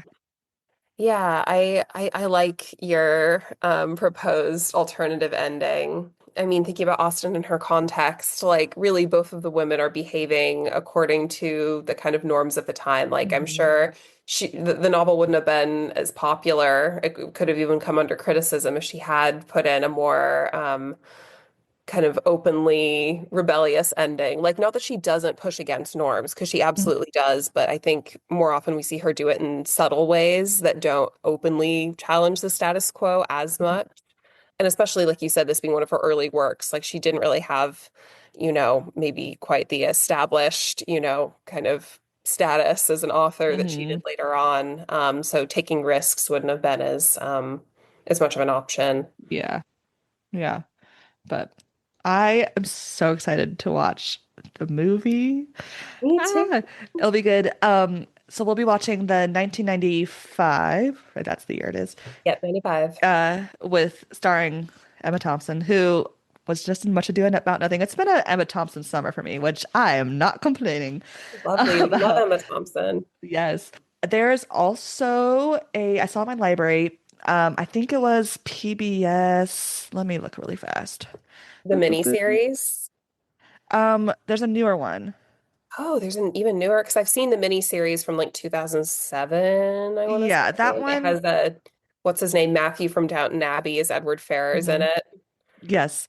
Um, there's a new one that came out in 2024. The Dashwood sisters are played two black ladies, so like it is a Hmm. different take. It's still Regency, but I want to see if like the Bridgerton of it all, if they're like, hey, slavery doesn't exist, like, or if it's Hmm. gonna be like a twist on the story. Because if this was like a family of color, that would change the whole dynamic of everything in a Oh, very interesting absolutely. way, right?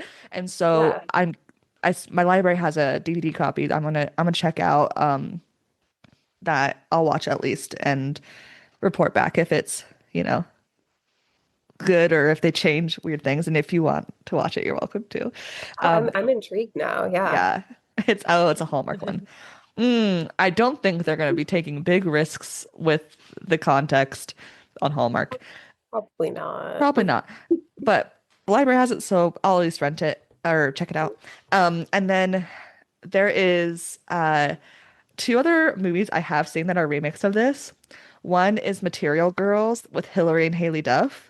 What? I That's didn't. Sense and Sensibility. Oh my gosh. I watched that when it came out years ago. Hmm. So if I can find it on streaming, I'm gonna try and watch it. And then there's this one I watched years ago called Sense, like smelling, Scents, and Vanessa, Sensibility. I did not know anyone else had seen this movie. I've watched this movie with my mom.